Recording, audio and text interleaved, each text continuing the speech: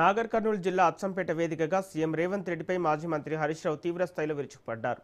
CM Revanth Reddy అబద్ధాలకు brand అంబాసిడర్గా మారిపోయారని, ఆయన మునగాడు కాదు మోసగాడని హరీష్ రావు ఘాటు వ్యాఖ్యలు చేశారు. ఎన్నికల ముందు ఇచ్చిన ఏ ఒక్క హామీని కూడా కాంగ్రెస్ ప్రభుత్వం నెరవేర్చలేదని, రైతుల ధాన్యం కొనుగోలులో కూడా విఫలమైందని ఆయన ఆరోపించారు. వచ్చే ఎన్నికల్లో సీఎం సొంత నియోజకవర్గం కొడంగల్లో ఆయన్ని ఓడించి తీరుతామని సవాల్ విసిరారు. హైదరాబాద్ లా చెప్పుకునేదేమో నల్లమల్ల బిడ్డ, చేసేటి అన్ని నీచమైన పనులు, చెప్పుకునేదేమో నల్లమల్ల పేరు. వాస్తవానికి మీరు అసలు సిసలైన నల్లమల్ల బిడ్డలు. ఎందుకు?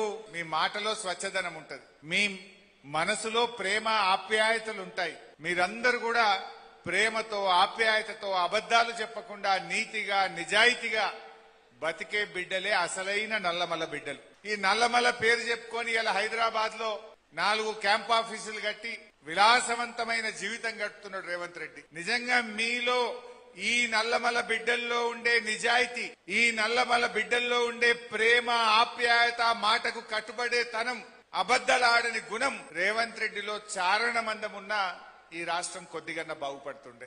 కానీ రేవంత్ రెడ్డి ఏమైపోయింది?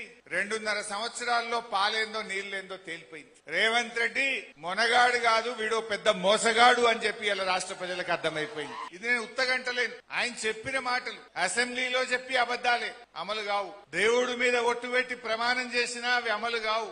ఎన్నికల మేనిఫెస్టోలో చెప్పినా అమలు కావు. పబ్లిక్ మీటింగ్ లో పోయి చెప్పినవి కూడా అమలు కావు. అబద్దాలకు బ్రాండ్ అంబాసిడర్ అంటే అబద్దానికి అంగీలాగు దొరికితే ఎట్లుంటది అంటే రేవంత్ రెడ్డి లెక్క ఉంటది. ఇవాళ రాష్ట్రంలో ఆనాడు అసెంబ్లీలో బడ్జెట్లు ఏం చెప్పిండ్రు? రుణమాఫీకి 35,000 కోట్ల రూపాయలు కేటాయిస్తున్నాము అన్నారు. ఇచ్చిందెంత? 20,000 మాత్రమే.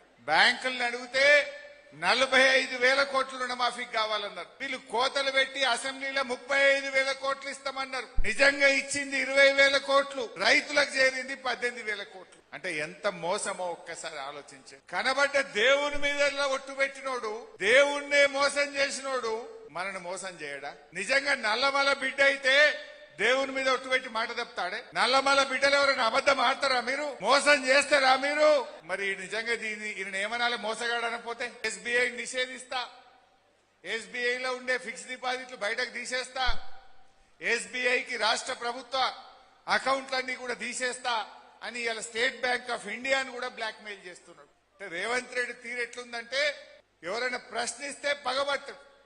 ఇలా స్టేట్ బ్యాంక్ ఆఫ్ ఇండియానే నిషేధిస్తా అంటుండు. రేపు రిజర్వ్ బ్యాంక్ ఆఫ్ ఇండియా కూడా నీ మాట లేదనుకో, రిజర్వ్ బ్యాంక్ ఆఫ్ ఇండియాను కూడా నిషేధిస్తా అంటాడు. వరల్డ్ బ్యాంక్ కూడా నీ మాట లేదనుకో, ఈయన వరల్డ్ బ్యాంక్ కూడా నిషేధిస్తా అనే రకమే. నాకు డౌట్, కొత్తగా ఏమైనా కొండలరెడ్డి బ్యాంక్ అని గిట్ట పెడతాడో ఏమో. పెట్టినా పెడతాడు, మస్తు జమైన పైసలు.